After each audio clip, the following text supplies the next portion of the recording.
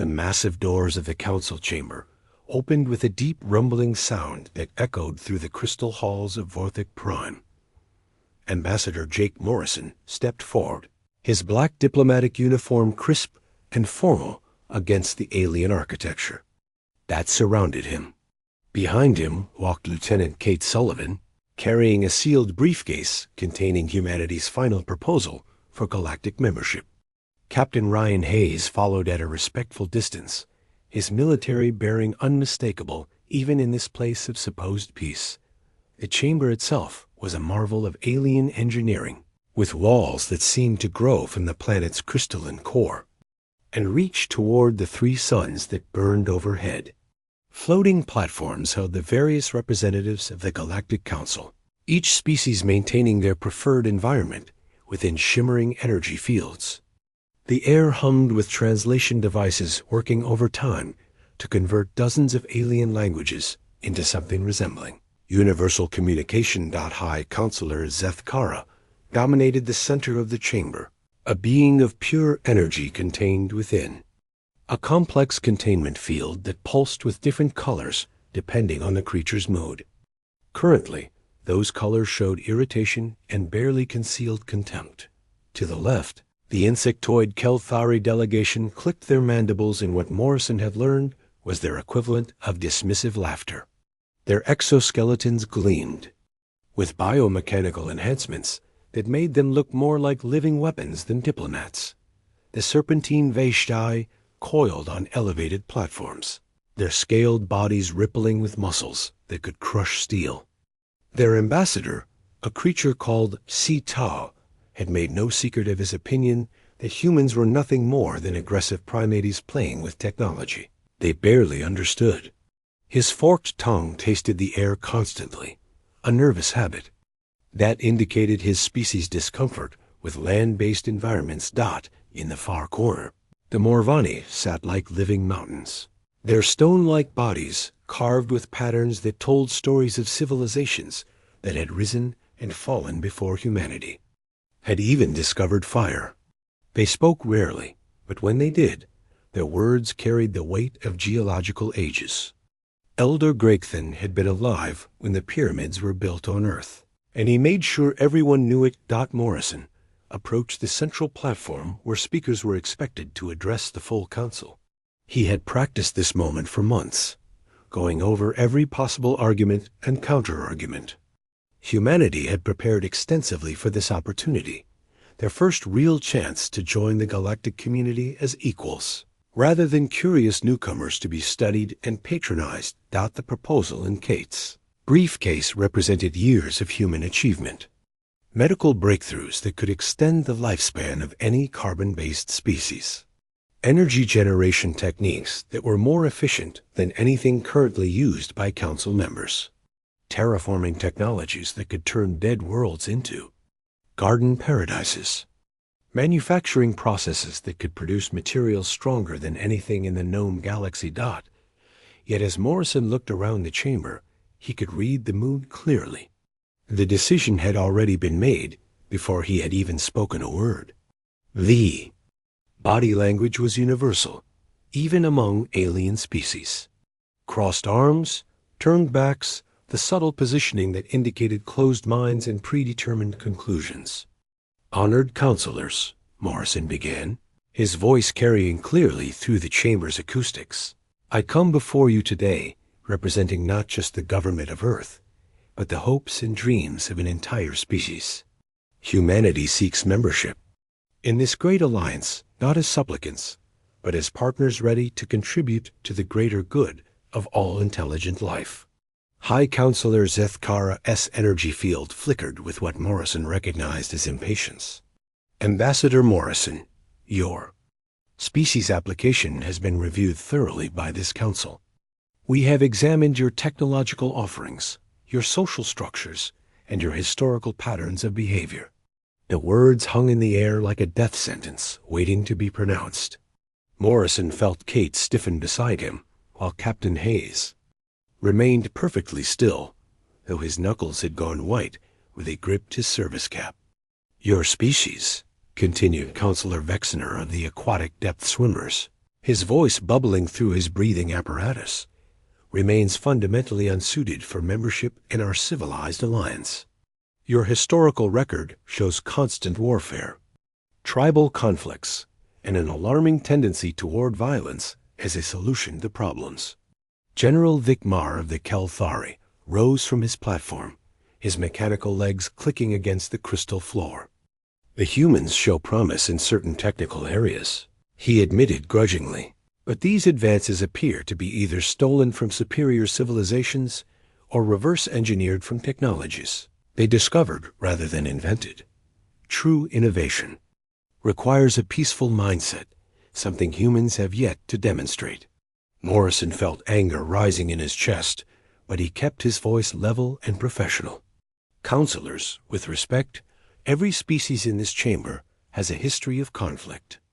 The Kelthari were engaged in system-wide wars for over 1,000 years, before achieving their current technological level.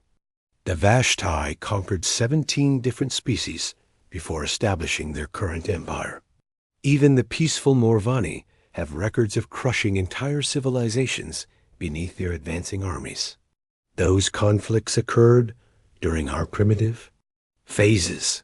Sektal hissed, his serpentine form undulating with indignation.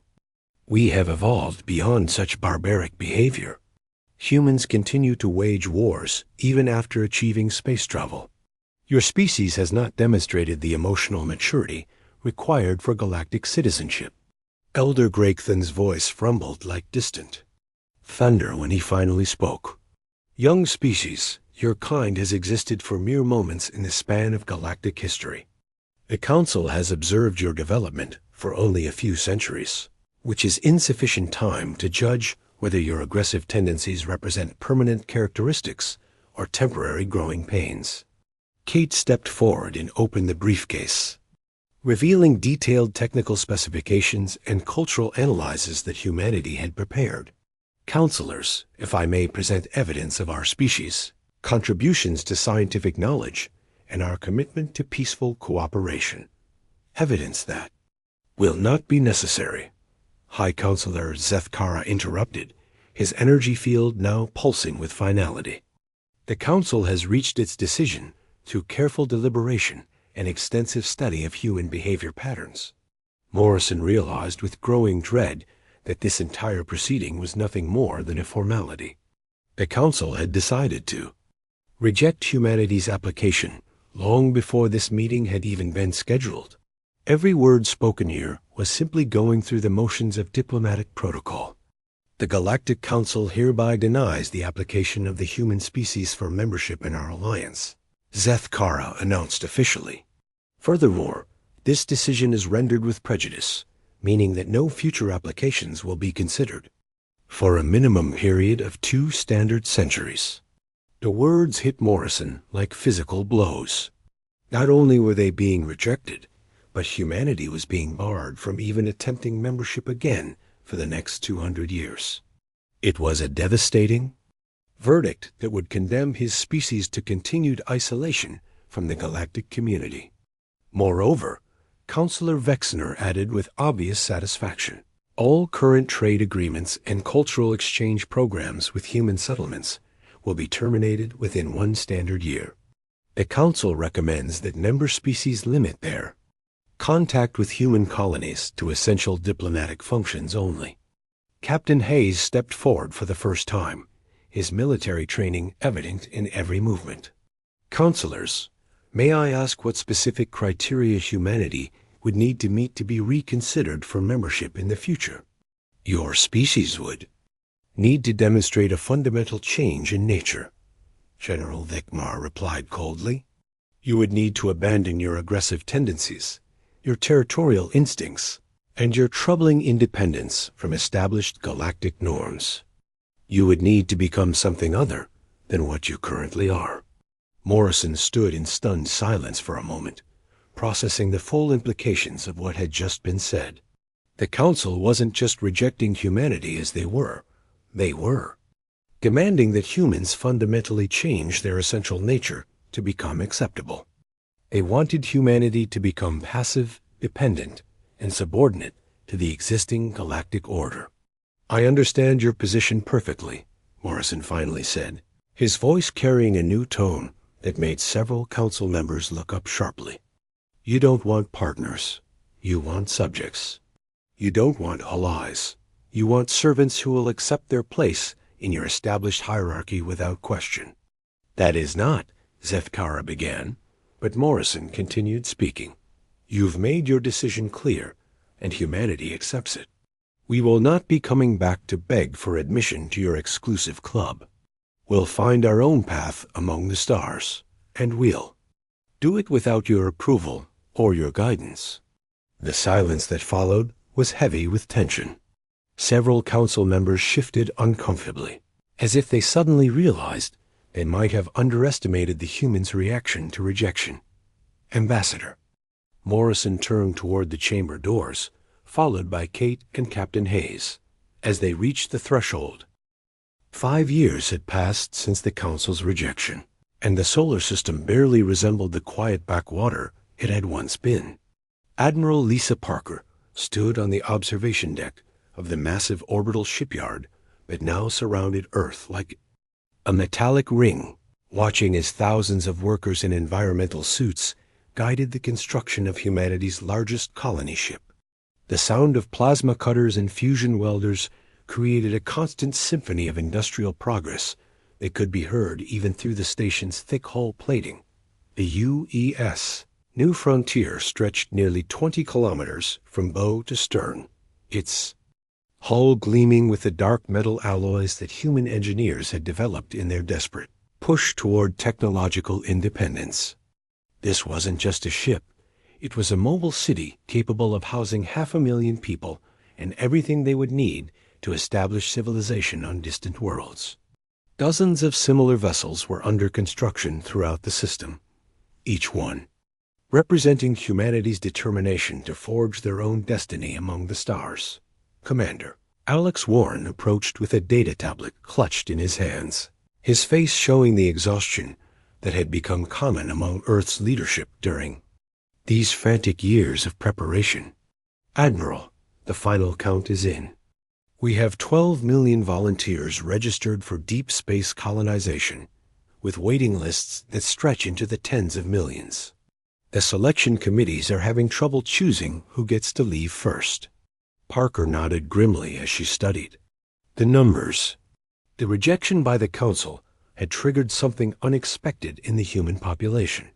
Instead of despair, it had created an almost manic enthusiasm for expansion and exploration.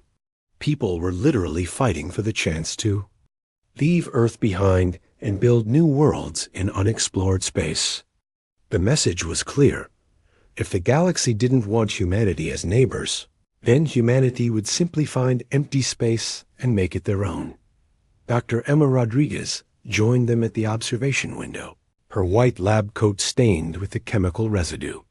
That came from working with experimental terraforming compounds. As head of the terraforming division, she had been working 18-hour days for the past 3 years, developing techniques that could transform dead rocks into garden worlds in a fraction of the time required by traditional methods. "Admiral, I've got good news and better news," Emma said with a tired smile of someone who had been living on stimulants and determination. "The good news is that we've identified 47 potentially habitable systems within 100 light-years of Earth. The better news is that our new atmospheric processors can make even the marginal worlds livable within a standard decade." The terraforming breakthrough had been one of humanity's greatest achievements during their period of isolation. Without access to Council technology or expertise, human scientists had been forced to develop their own solutions to the challenges of planetary engineering. The results had exceeded everyone's expectations, producing techniques that were not only more effective than anything the Council used, but also more environmentally friendly and sustainable. Captain Van Foster materialized on the deck via transport pad, his uniform bearing the insignia of the UES Pioneer, one of the first colony ships scheduled for departure. His weathered face showed the determination that had become characteristic of humanity's colonial volunteers. People who were willing to risk everything for the chance to build something new and independent. Admiral, my crew and colonists are ready for departure to the Kepler 442 system, he reported formally. We've got agricultural specialists, engineers, doctors, teachers, and craftsmen. Everything needed to establish a self-sufficient colony within 5 years of planetfall. Parker studied the departure schedules on Warren's tablet. The logistics were staggering. Millions of people, thousands of ships, and supplies for decades of independent existence. Yet somehow, humanity was making it work through sheer determination and the kind of innovative thinking that came from having no other choice. What about the mining operations? Parker asked. Captain Amy Chung's industrial fleet departed yesterday for the mineral-rich systems in the Centauri cluster. Warren confirmed. They'll establish automated processing stations and begin resource extraction within 6 months. The materials will be shipped back to support further colonial expansion. The mining fleets represented another aspect of humanity's new independence. Rather than relying on trade with council species for raw materials, humans were establishing their own extraction operations in uninhabited systems. The robotic mining platforms they had developed were more efficient than anything currently used in council space, capable of stripping entire asteroid belts clean in a matter of years. A priority transmission alert interrupted their planning session. The communication station's holographic display activated, showing the face of Marcus Turner, humanity's former trade representative who had remained behind in council space to monitor political developments. His expression was grim as he delivered his report from the secure transmission facility on the neutral trading station of Theta 7. Admiral Parker, you need to see this intelligence immediately, Turner said, his voice distorted by the encryption algorithms that protected the transmission from council monitoring. The situation in council space has deteriorated rapidly over the past 6 months. They're facing something they call the Devourer threat. The holographic display shifted to show tactical data that Turner had gathered through his network of contacts and informants. The information painted a picture of terror spreading through the established galactic civilizations. Mechanical entities of unknown origin were systematically consuming entire star systems, converting organic matter and planetary resources into more of their own kind. The Devourers appeared at the galaxy's edge 18 months ago, Turner continued. They're some kind of self-replicating machine intelligence that consumes everything in their path. Council military forces have engaged them 7 times, and they've lost every single battle. The enemy ships adapt to whatever weapons are used against them. Admiral Parker felt a cold sensation in her stomach as she studied the tactical projections. The Devourer fleets were moving steadily toward the galaxy's core, consuming everything in their path with mechanical efficiency. At their current rate of advance, they would reach the Council's primary systems within a decade. How are the Council species responding? She asked. Turner's expression grew even more somber. Panic, mostly. Some species are trying to flee toward the galaxy's outer rim. Others are attempting to negotiate with the Devourers, though there's no evidence the machines are even capable of communication. The unity that held the Council together for millennia is fracturing under the pressure. Dr. Rodriguez whistled softly as she studied the data. Those consumption patterns are incredibly efficient. They're not just destroying civilizations, they're converting them into raw materials for expansion. It's like they were designed specifically to counter organic life. Commander Warren looked up from his calculations with alarm. Admiral, if these projections are accurate, the Devourer advance will eventually reach human space. Our colonies would be directly in their path. Parker studied the galactic map with growing concern. The mathematics were undeniable. If the Devourers continued their current expansion pattern, they would eventually encounter human settlements. The question was whether humanity's growing fleet would be any more effective against them than this Council's established military forces. Captain Foster spoke up from his position near the communication station. Ma'am, there's something else to consider. Our ships use different design principles than Council vessels. Our weapons, our defensive systems, our tactical doctrines, they're all based on human military thinking rather than the Council's traditional approaches. You think that might give us an advantage? Parker asked. It's possible, Foster replied carefully. The Council's military technology has remained essentially unchanged for centuries. They've relied on superior numbers and established tactics. If the Devourers are adapting to their methods, then our different approach might catch them off guard. Turner's transmission continued with additional intelligence. Admiral, I should also mention that we're receiving increasing numbers of contact attempts from various Council species. Some are requesting permission to establish refuge processing centers in human space. Others are offering technology transfers in exchange for protection. The irony of the situation wasn't lost on anyone present. The same Council that had rejected humanity as too primitive and violent was now seeking help from the species they had dismissed. The civilizations that had considered themselves superior were now begging for assistance from the barbaric humans they had exiled. Admiral Parker made her decision with the kind of swift determination that had become characteristic of human leadership during these crisis years. Marcus, send a message to all Council representatives. Tell them that human space is neutral in their conflicts.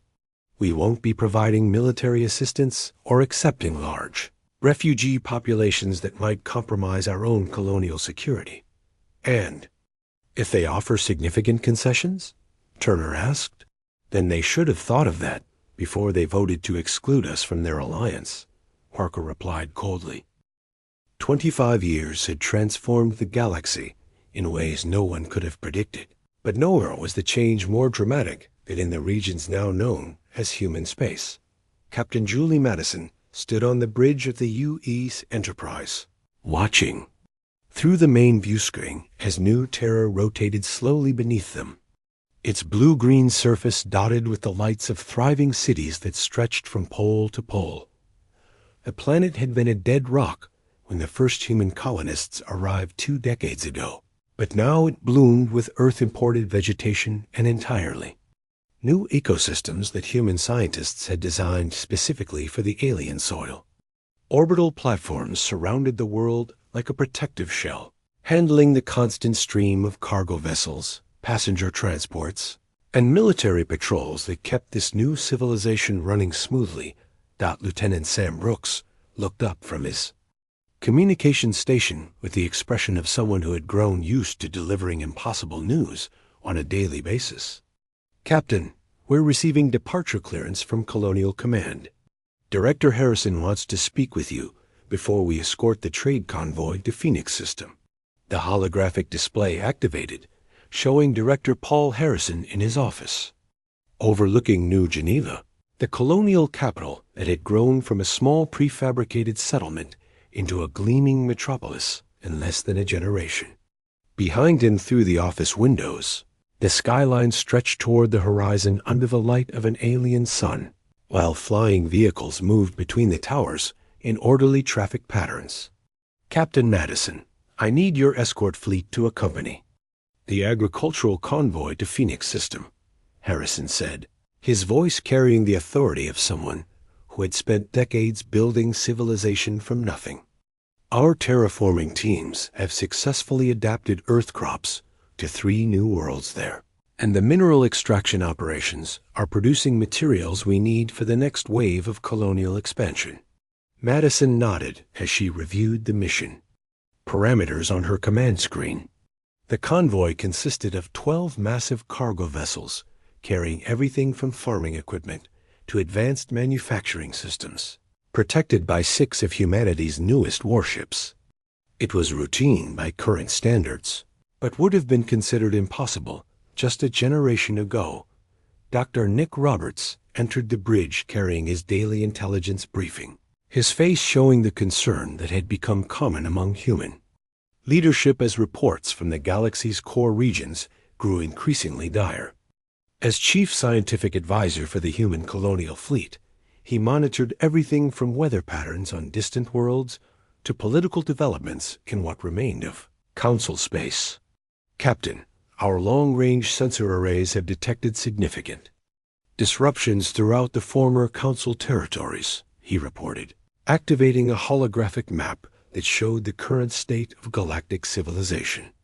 We're seeing massive refugee movements, abandoned star systems, and what appears to be complete technological collapse in several major sectors.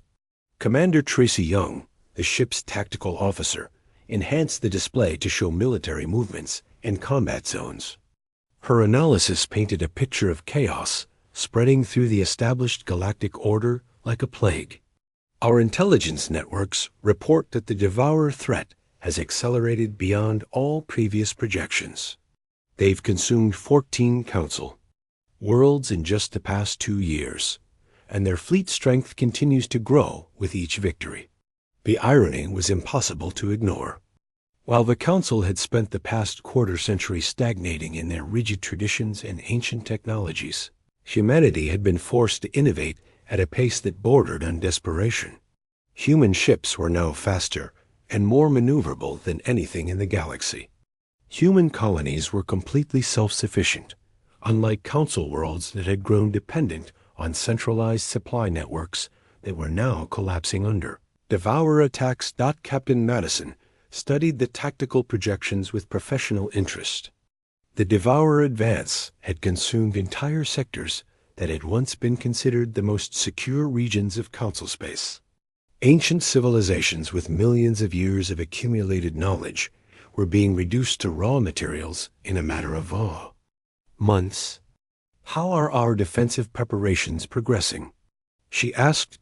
Commander Young pulled up classified reports from the Human Defense Command. Admiral Parker has established 3 fortress worlds along our projected contact zones with the Devourer advance. Each one is equipped with our latest defensive technologies and staffed by volunteers from the colonial military. We also have rapid response fleets positioned at strategic points throughout human space. The human military had evolved dramatically since the exodus from Earth. Without the option of relying on Council protection or technology, human forces had developed tactics and weapons that were uniquely suited to their way of thinking. Their ships were built for speed and flexibility rather than raw firepower, designed to outmaneuver opponents rather than simply overpower them. A priority transmission alert interrupted their briefing. Lieutenant Brooks activated the communication system, revealing Admiral Parker herself calling from the command center of New Sparta, humanity's primary military installation. The fortress world had been built from scratch in just 15 years, its surface covered with defensive installations and military academies that produced the officers needed to protect humanity's expanding civilization. All ship commanders, be aware that contact attempts from Council territories have increased dramatically over the past month, Admiral Parker announced. Some former Council species are requesting asylum in human space. Others are attempting to establish trade relationships or military alliances. Our official policy remains unchanged. We maintain strict neutrality in their conflicts. Captain Madison understood the reasoning behind the policy. Humanity had learned hard lessons about the dangers of dependence on other species for survival. The colonies had been built to be completely self-sufficient, and human leadership was determined to maintain that independence regardless of what happened to the rest of the galaxy. Dr. Roberts displayed additional intelligence gathered by human reconnaissance missions into former Council space. Captain, we're also receiving reports that some Council species are attempting to reverse engineer human technology. They're particularly interested in our terraforming techniques and FTL drive systems, both of which significantly outperform their traditional methods. The news brought bitter satisfaction to many humans who remembered the Council's dismissive attitude toward human innovation. The same species that had claimed human technology was primitive or stolen are now desperately trying to copy it for their own survival. Lieutenant Brooks announced another incoming transmission, this one marked with maximum priority diplomatic coding. Captain, it's from the Galactic Council itself. High Counselor Zeth-Kara is requesting immediate communication with human leadership. The main screen activated, showing the energy being that had once pronounced humanity unworthy of galactic civilization. But Zeth-Kara's appearance had changed dramatically since their last encounter. The once stable energy field now flickered with instability, and the containment systems that held the being's consciousness together showed signs of hasty repair and jury-rigged components. To the leadership of human space, Zeth-Kara began, the translator giving the being's words a tone of barely concealed desperation. The Galactic Council formally requests an audience to discuss matters of mutual benefit and survival. We acknowledge that circumstances have changed significantly since our last official contact. Captain Madison exchanged glances with her senior officers. The being that had once dismissed humanity with casual arrogance was now requesting help, and the change in tone was impossible to miss. This wasn't the voice of a superior civilization offering guidance to primitive newcomers. This was the voice of a species facing extinction and running out of options. The Council recognizes that human civilization has achieved remarkable development. During the intervening years, Zeth-Kara continued, we believe that cooperation between our peoples could prove mutually beneficial in addressing current galactic challenges. Commander Young pulled up tactical assessments of current Council military capabilities. The data painted a picture of forces that were not only outnumbered by the Devourer fleets, but also technologically outmatched. Their traditional weapons and defensive systems were proving completely ineffective against an enemy that adapted to every strategy they employed. Dr. Roberts provided additional context from his analysis of refugee reports. Captain, based on survivor accounts, the Devourers are using consumption patterns that specifically counter Council military doctrine. Their ships are designed to neutralize the energy weapons and defensive screens that Council forces have relied on for millennia. The human military had developed along completely different lines, focusing on kinetic weapons, adaptive tactics, and modular ship designs that could be reconfigured for different mission requirements. Where Council forces relied on overwhelming firepower and static defensive positions, human forces emphasized mobility, flexibility, and the ability to operate independently for extended periods. Captain Madison made her decision with the kind of swift judgment that had become characteristic of human leadership. Lieutenant Brooks, transmit a response to High Counselor Zeth-Kara. The meeting took place in neutral space aboard the UES Independence, humanity's newest diplomatic vessel that represented everything the Council had once dismissed as impossible. Admiral Parker sat at the head of the polished metal conference table, flanked by Director Harrison and Ambassador Morrison, the same man who had been so coldly rejected 3 decades earlier. The years had changed Morrison, adding gray to his hair and lines to his face, but his eyes held the quiet confidence of someone who had witnessed his species' remarkable transformation. Across from them sat what remained of the once mighty Galactic Council, and the contrast was striking. High Counselor Zeth-Kara's energy field flickered with instability, requiring a much larger containment system than before just to maintain basic coherence. Counselor Vexner of the Depth Swimmers appeared, in an environmental suit that showed obvious signs of hasty repairs, its life support systems making desperate whirring sounds. General Vekmar of the Kelthari bore fresh scars across his exoskeleton, evidence of recent battles that had not gone well for his people. Through the Independence's viewports, the human escort fleet maintained protective formation around the diplomatic meeting. The sleek warships represented the pinnacle of human engineering, their designs incorporating lessons learned from decades of independent development. They were beautiful in their deadly efficiency, nothing like the bulky vessels that Council forces had traditionally favored. Admiral Parker, High Counselor Zethkara began, the translator struggling to convert the being's weakened energy patterns into understandable speech. We come before you today to discuss a threat that endangers all intelligent life in the galaxy. The Devourer menace has grown beyond our capacity to contain. Admiral Parker leaned back in her chair, studying the alien delegation with the kind of professional assessment that came from years of military command. You mean the mechanical plague that's been consuming your territories for the past several years? Yes, we're quite aware of their activities. Our long-range reconnaissance has been monitoring their advance since they first appeared. General, Vekmar's antennae twitched with what humans had learned was a sign of extreme distress among his species. Then you understand the severity of our situation. They have consumed 19 worlds in the past 3 years alone. Our defensive fleets have proven completely inadequate against their adaptive technologies. The irony of the statement wasn't lost on anyone in the room. The same council that had once boasted of their superior military capabilities was now admitting complete helplessness against an enemy they couldn't understand or defeat. Their ancient weapons and traditional tactics had proven useless against foes that learned from every encounter. Ambassador Morrison spoke for the first time since the meeting began, his voice carrying the weight of old memories. I seem to recall a previous discussion where you found our military capabilities primitive and unsuitable for civilized space.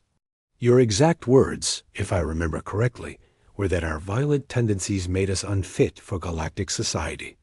The silence that followed was heavy with unspoken regret. Counselor Vexner's breathing apparatus made wet, bubbling sounds as she struggled to find words that might salvage some dignity from the situation. We may have underestimated certain aspects of human development during our earlier evaluations. Your species has shown remarkable progress in the intervening decades. Director Harrison activated a holographic display that showed the current state of both human and Council territories. The contrast was devastating. While Council space showed increasing zones of destruction and abandoned systems, human space had expanded into a thriving network of interconnected colonies, trade routes, and defensive installations. What exactly are you proposing? Admiral, Parker asked, though her tone suggested she already knew the answer. A formal alliance, Zethkara stated with as much dignity as his failing energy field could muster.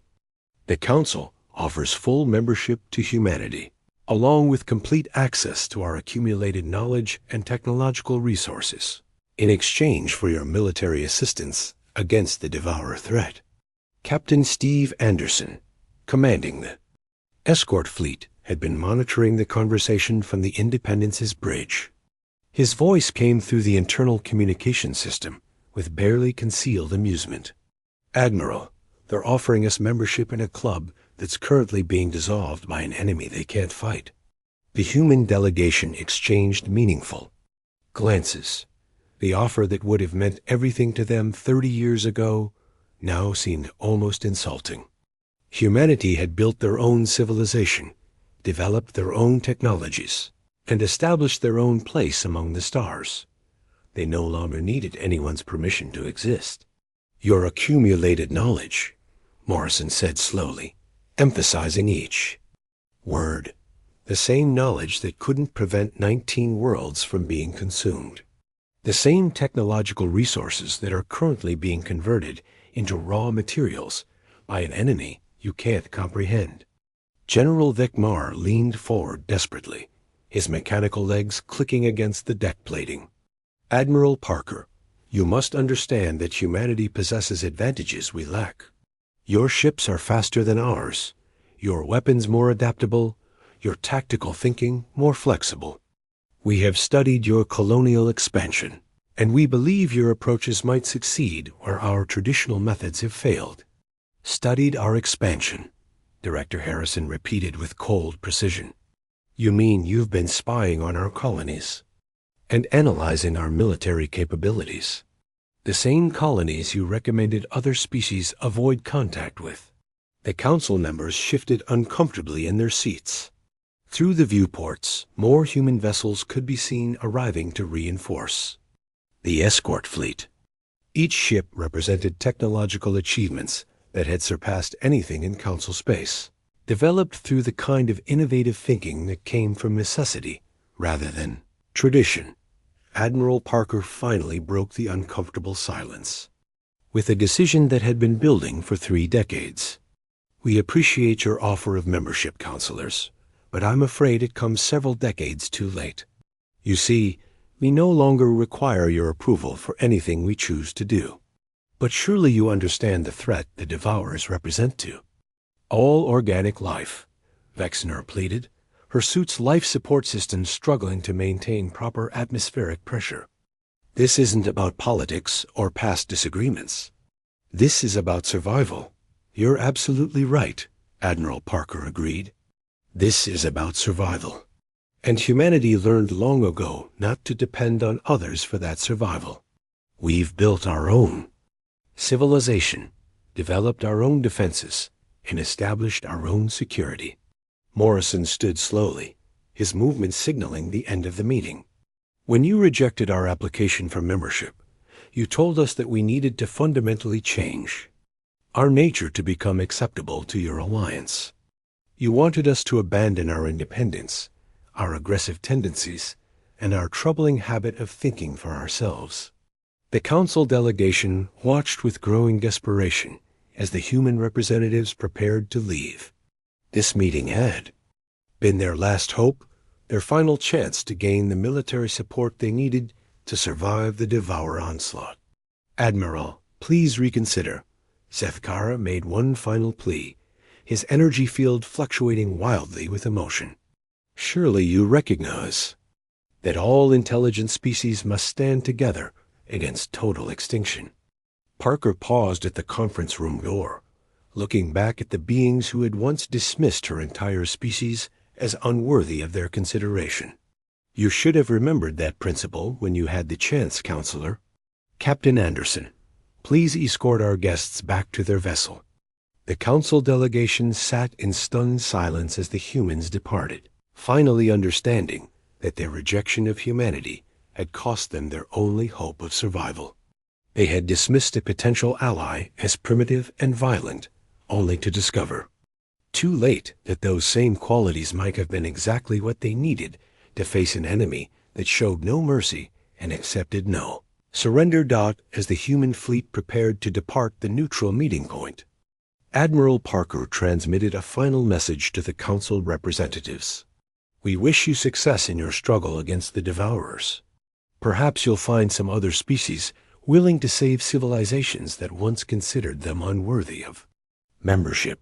The Independence and its escorts jumped to hyperspace, leaving behind a council that had learned too late the true cost of arrogance and the value of allies they had foolishly rejected. 6 months after the failed council meeting, the galaxy had descended into chaos that surpassed even the darkest predictions of human intelligence analysts. Admiral Parker stood in the war room of New Sparta, surrounded by holographic displays that showed the relentless advance of the Devourer fleets as they consumed system after system with mechanical efficiency. The ancient civilizations that had once dismissed humanity as primitive were now fleeing in panic toward any refuge they could find. General Mike Thompson entered the command center, carrying reports that painted an increasingly desperate picture of galactic collapse. As commander of the human defense fleet, he had spent the past months watching refugee streams pour toward human space while the Devourers methodically dismantled millennia of accumulated civilization behind them. Ma'am, we're receiving over 10,000 asylum requests per day from former council territories, Thompson reported, his weathered face showing the strain of making impossible decisions. The Kelthari homeworld fell 3 days ago. The Vashtai are evacuating their core systems as we speak. Only the Morvani are still mounting organized resistance. but their stone cities are being ground into raw materials faster than they can rebuild them. Colonel Linda Davis approached from the Intelligence Division with datapads containing information that human reconnaissance teams had gathered at considerable risk to their own lives. Admiral, our deep space scouts report that the Devourer consumption rate has accelerated beyond all previous models. They're not just destroying civilizations anymore. They're learning from each victory and incorporating captured technologies into their own designs. The War Room's main display showed tactical analyses that would have seemed impossible just months earlier. The mighty Council fleets that had once patrolled the galaxy with supreme confidence were being systematically destroyed by an enemy that adapted to every weapon and countermeasure they employed. Traditional energy shields were useless against Devourer weaponry, and the massive dreadnoughts that Council species had relied on for protection moved too slowly to escape the mechanical swarms that pursued them. Director Harrison materialized via holographic projection from New Terra, where his civilian government was struggling to process the flood of refugees while maintaining the independence that humanity had fought so hard to achieve. Admiral, our humanitarian fleets are already operating at maximum capacity, but the sheer number of displaced beings is overwhelming our ability to provide assistance. We need to make some hard decisions about resource allocation.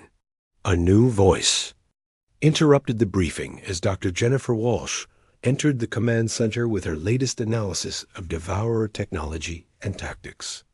As humanity's leading expert on the mechanical threat, she had spent months studying captured debris and survivor, testimony to understand an enemy that seemed designed specifically to counter organic life. Admiral, I've completed my comprehensive analysis of Devourer fleet composition and operational patterns, she announced, activating a three-dimensional tactical display that showed the enemy's current disposition. They're not just consuming worlds randomly. They're following a deliberate strategy that targets the most technologically advanced civilizations first, absorbing their capabilities before moving on to easier prey. Captain Brandon Miller joined the group fresh from a reconnaissance mission that had taken his ship deep into former Council space. His uniform bore the marks of recent combat, and his expression carried the grim knowledge of someone who had witnessed the systematic destruction of entire species. I've seen their latest unit configurations firsthand, Miller reported. They've incorporated Council shield technology into their hull designs, but they're still vulnerable to kinetic weapons and rapid tactical changes. The problem is that they learn from every engagement, so tactics that work once become useless in subsequent battles. Admiral Parker studied the tactical projections with the kind of professional analysis that had made her one of humanity's most respected military leaders. The mathematics were undeniable. If the Devourers continued their current expansion pattern, they would eventually reach human space, regardless of any defensive preparations. The question was whether humanity could develop countermeasures faster than the enemy could adapt to them. What are our strategic options? She asked. General Thompson activated classified defense plans that had been developed during humanity's years of forced independence. We can maintain our current defensive posture, protecting human space while the rest of the galaxy burns. Our barrier fleets are positioned at strategic choke points, and our fortress worlds have defensive capabilities that should hold them back for several years. Or, Parker prompted, or we take the offensive, Thompson continued grimly. Full military deployment using our technological advantages to hit them where they're weakest, disrupt their consumption patterns, force them to fight on our terms rather than theirs. Commander Angela Foster, recently promoted after distinguishing herself in border patrol actions, provided additional tactical analysis.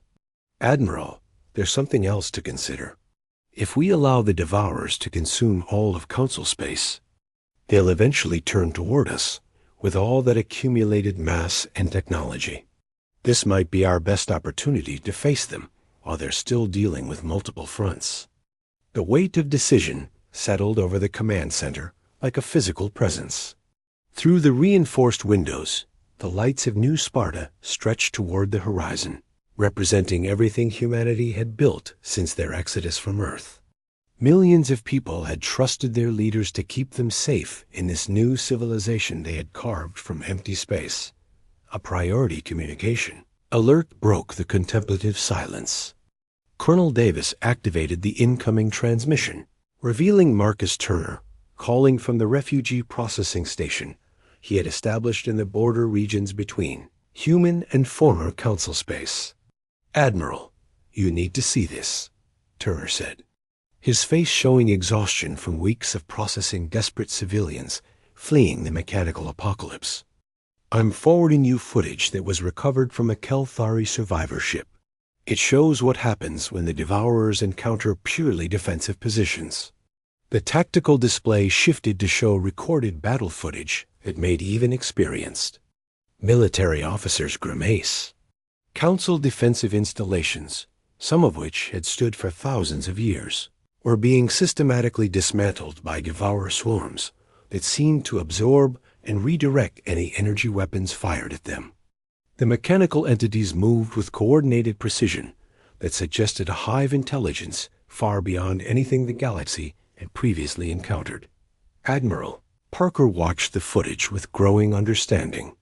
The Council's traditional defensive strategies, based on static positions and overwhelming firepower, were exactly the wrong approach against an enemy that learned from every attack pattern. What was needed was the kind of fluid, adaptive warfare that humanity had developed out of necessity during their years of independence. "Ma'am, there's something else," Turner continued. "We're intercepting communications from Devourer-occupied systems. They're not just consuming material resources. They're somehow extracting and analyzing the accumulated knowledge of every species they encounter. They're becoming smarter with each victory." The implications were staggering. The Devourers weren't just a military threat. They were a civilizational one. Every library, every research facility, every cultural archive they consumed made them more dangerous to whatever organic life remained in the galaxy. Admiral, Parker made her decision with a kind of swift determination that had carried humanity through their darkest hours. "Prep the entire fleet for immediate deployment. We're going to war." "Ma'am?" Colonel Davis asked for clarification. "Not for the Council," Parker clarified, her voice carrying across the command center with absolute authority. "Not for their gratitude or their approval. We're doing this because it's the right thing to do. Because someone has to stand between the Devourers and innocent life. Because that's who we choose to be." The command center erupted into coordinated activity as orders went out across human space. Military commanders activated contingency plans that had been years in the making. Supply lines shifted to support the largest offensive operation in human history. Civilian populations prepared for the possibility that their protectors might not return from the battle ahead. As the first wave of human warships departed their staging areas, Admiral Parker recorded a message that would be broadcast throughout the galaxy. "To all surviving civilizations, the human fleet is moving to engage the Devourer threat. We make no promises of victory, only the assurance that we will not stand idle while innocent beings face extinction. This is what humanity does. This is who we are." The sleek human vessels accelerated toward their destiny, carrying with them not the Council's blessing or recognition, but something far more valuable, the knowledge that they had chosen to fight for what was right, regardless of the cost. The galaxy would remember this moment when humanity proved that true civilization wasn't about who accepted you into their alliance, but about what you were willing to sacrifice for others, even those who had once rejected you. In the years that would follow,